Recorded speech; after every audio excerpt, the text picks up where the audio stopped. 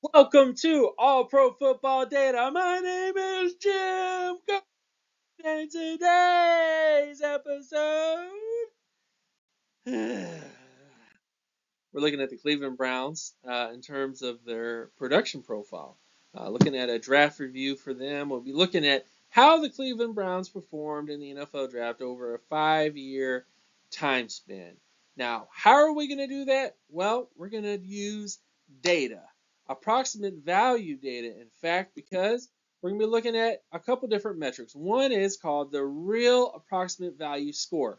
This score is you take the approximate value grades from Pro Football Reference divided by the total number of seasons played of a prospect to give you a average approximate value for that player or a real approximate value score. So if you want to know more about the scoring of approximate value, go to Pro Football Reference. It takes a look at things like starts, yardage, sacks, different stuff depending on the position. Every position is graded a little bit different, but it kind of just assigns a general score to them based on the accolades they received and those other sort of things. But this is a good way to kind of measure how well they did based on their approximate value, in terms of their relative value compared to other players that were drafted. Now, another thing we're using to evaluate this draft class is we're going to look at draft approximate value. So draft approximate value is looking at the draft selection. So I essentially take every single prospect that was taken at, say, pick 14. I take all those players that had, and I already graded them based on their real approximate value. I take the real approximate value of all those players at pick 14, and then add them all together, get a mean, and then that gives me the average approximate value. So that if you just reached into a hat, if you had pick 14 and you reached into a hat to select a player out of there, what is the average approximate value of the players in that hat, if you will? So if you just randomly blindfolded yourself and picked the player out of there, what are you more likely going to get? What was the average value of that pick in terms of the players that get taken there? And that's what the draft approximate value does, is it gives you an idea, okay, this is what you are expected to get when you take at this spot. Doesn't mean you're going to get that, but it's what you're expected to get at that draft slot. And then, of course, another thing to look at is the average draft value per draft range. So this is another part of it, but this is the same thing I was telling you about. So this is how I graded these draft slots, is I did a draft range, because every single draft pick is not exactly the same. Pick 7 might have a higher approximate value compared to pick 9. So instead of just leaving it as it is and kind of having kind of a little bit of stuff thrown off, I just did a relative range for it. And I did 5 picks, 1 through 5, 6 through 10, to kind of give what the average AV was for that range of selections. And that is how I graded this draft class. So another thing to add before I get into stuff as well, expected approximate value score. This is actually a data score I do. So if you want to know the data scores they would have got if I graded the draft class, this is what I would have given them as the expected approximate value score. And what this score does is it takes a look at their production, their age, their athleticism traits, strength of schedule, strength of team, those different types of things, and it condenses it into one number to see players who tested in these same areas had an average approximate value of this. And then you add all those things up based on the different scores that they had to give you the expected approximate value score. So this is like a data score, if you will. So that's what it is. So again, doesn't have any bearing on the grading though, but it's just how I would have graded them if they came out in the draft, if you will. And then of course you have limiting factors. So this is not a perfect scoring system. I'm still going to work on the kinks, guys, but there are some limiting factors to consider. One is the coaching of a team can affect the development of, or lack of development of, prospects. So if a really unproductive player goes to a team like, say, the Chiefs, let's say Andy Reid, like Tyreek Hill, and he learns how to run routes and he gets coached up right, he can end up becoming one of the best wide receivers in the NFL, despite the fact that he wasn't really that productive coming out of college. By the same factor, you could have a guy who was incredibly productive in college, with lots of potential, and goes to a team who has terrible coaching and they change their offensive coordinators 3-4 times in the first 4 years. You're not going to get a lot of success in that situation, and you're probably not going to have a very good AV going forward. So these are definitely some limiting factors. These are things that, despite the fact that the draft and how a guy does in college does have an effect on what they do in the NFL, good coaching and good teams also have an effect on that. Another thing to consider is the publicity or of the media market they go to. So obviously, a guy who balls out at Cleveland may not get the same recognition that they get in Dallas or LA or Pittsburgh or other sort of places. They may not get the same sort of hype, if you will. So unless you're like so good that everybody just can't deny you, you're not going to get the same hype as those places. So that's another thing to kind of consider in terms of this, is there may be guys who got a lot of accolades but may not have been that great. It's just that some media types decided they were going to be the guy that gets all the accolades. That happens, guys. I'm just throwing that out there. And then, of course, you have injuries, draft status, and psychological profiles also can influence NFL outcomes. So in terms of this as well, those are some more things that you have to kind of consider as limiting factors as well in terms of their overall profiles at the position. So going to the drafts, the Cleveland Browns have been poor drafters over the last 5 seasons. The Browns finished 26 out of 32 compared to all 32 NFL teams in that time span. With a disclaimer, all grades are subject to change as prospects develop in the future. It's honestly might be a little too early to grade all of these draft classes because there hasn't really been enough time to really go forward and really get a good grasp of everything that's going on. But I still think you should. I think it's a good barometer to have to kind of see how things go. So this is kind of how they grade it out, guys. They had one good draft out of the 5 they had, and then there was another draft that was a 54 in 2021. But for the most part, the Browns have not really done that well in terms of their drafts. So looking at the 2023 class, this by far was their worst draft class, but this is subject to change over time. Most 2023 classes score poorly unless prospects perform well in their rookie season. So there's not enough time to really gauge this draft class just yet.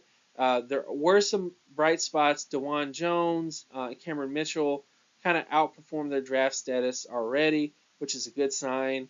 But you still have some more time to go before you can really gauge this class, if you will. So we'll see how they develop.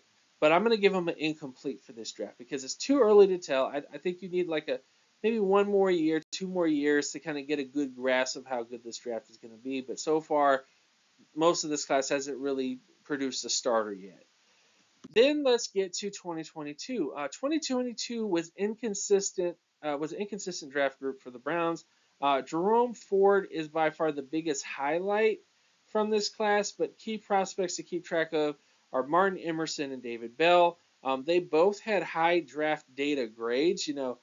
Emerson had a 90 plus percentile approximate value grade, and David Bell had a 90 plus percentile data grade as well. But they just haven't quite put it all together yet. So hopefully next year we can see them put it together and kind of do some good things. But so far, this class has also been a dud for the Browns. Moving on to the next one, 2021 was inconsistent for the Browns. I know a lot of you guys might be like, well, they had Jeremiah Owusu in here, and yes, he's by far the best drafted player you've had from 2023 to 2019.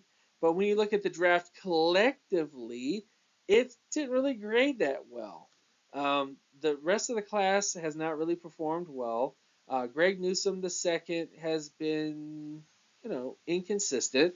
Hasn't really become a full-time starter yet, or go on to become like an All-Pro, Pro Bowl player. He did have some issues in terms of his data, though. But neither here nor there. He hasn't really lived up to his draft status, because most players taken at pick 26 end up having 87 overall in terms of their approximate value, and Greg Newsome so far only has a 77. It's not where you want to be. But again, you do have Jeremiah Owusu, who has been a fantastic player, and honestly, he might be a Pro Bowl All Pro player. So he might actually grade out better. We'll just have to hopefully, hopefully he gets the recognition long term about that because he has been pretty lights out for the Browns. But other than him, the rest of the draft class is just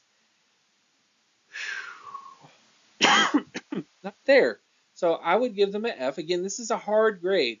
It's hard to get A's based on this grading system. Okay, 70% of the, I would say 69% of the draft grades are going to end up not doing so hot, if you will, in terms of their grading. So that should just tell you something. This is out of every single draft class since 1993. So don't feel too bad about this because it's just a hard grade for them. Moving on to 2020, this was by far the best class for the Browns. Jedrick Willis Jr. became a significant starter. Donovan Peoples-Jones has flashed to become their best value pick. The class is solid but does not have the depth you would like to see. In other words, you have Willis Jr., Peoples-Jones has kind of flashed here and there. Grant Delpit has flashed here and there. Jordan Elliott has flashed here and there, but they haven't quite become long-term starters, with the exception of Willis Jr. So there's kind of some inconsistencies here. I also would like to add that Willis Jr. has not really met his top 10 status. Most prospects taken at pick 10 need to reach 95 percentile in terms of their overall approximate value long term, and Wills, has not really met those expectations. So some of that may be because he plays at Cleveland, but those are just some things to kind of take a look at in terms of that particular metric. And then, of course, the 2019 class for the Browns. This was their second worst class. This class has some hot name prospects, but none of them lived up to the hype. Their best value pick was Mack Wilson, but he did not become a significant starter. So the overall grade for them would be an F for this particular draft class. None of the players really reached above what their approximate value was for the draft slot they took them, and none of these players have really gone on to become much of anything on the Browns long term for them. So what's the overall draft future look like for the Browns? I think the Cleveland Browns draft classes from 2019 to 2023 have not been good. Most of the star players on the roster were drafted before that time frame. Guys like Myles Garrett, Nick Chubb, the list kind of goes on. Denzel Ward. Those are some great prospects that they drafted, but they weren't exactly in that 2019 to 2023 draft area. Most of the players they brought in that span have really not done anything, with the exception of like Jeremiah Owusu and some impact guys here and there. So the Browns also, just to add, have not had decent draft capital in the last 5 years due to trades, and that will continue in 2024 because they will be without a first-round pick again since 2021. So that's another kind of concern for them. It's been a while since they've had a first-round pick, and they don't have a first-round pick this year either, which also kind of hurts them. But one important thing to understand about the way I grade these draft classes is it's based on the expected value of the players that they pick. So it's based on real approximate value, of course, but it's also based on the value, what's expected of the picks that they take. And for the most part, the Browns have just not really been hitting, man. They haven't been hitting in terms of on-field performance. So you may disagree with this, but that's just how it is, guys. Their drafts have not really been hitting like they used to. The Browns had some great draft classes, back in 2017, if you will. So I think that was a pretty good draft class for them. 2018, definitely, to a certain extent. But from 2019 to 2023, not so much. Can they improve? Absolutely. And like I said before, I think the 2023 class is a little too soon to really grade. And then 2022, there's two guys in that class, David Bell and Martin Emerson. I hope that they end up breaking out next year because they did have some promising data. They had some concerns, of course, but they did have promising data. So hopefully they break out. They may not, but they might help things a little bit if they were to. So that is my overall grade of the Cleveland Browns in terms of the last 5 draft classes. You can check out my other work at Geometrics at Jimetrics. Also check out my Patreon page, patreon.com/jcoburn. And I will see you guys in the next one. And if you like these videos, if you like the draft review videos, or if you think there's some things to kind of improve upon them, please let me know. I'll definitely take your input on them and stuff like that. It definitely is like a unique way to grade drafts. It's not like, oh, this guy was really good, and this guy was really good too, and this guy was really. It's not really like that. It's based on numbers. It's based on value, and those are things that are kind of hard to contextualize. That you're telling me that a guy drafted in the 5th round that became a starter is a better overall pick than a guy taken in the 1st round who became a starter? I mean, yeah, it is. If you look at the numbers, if you're taking if a guy's expected to be a starter, he becomes a starter.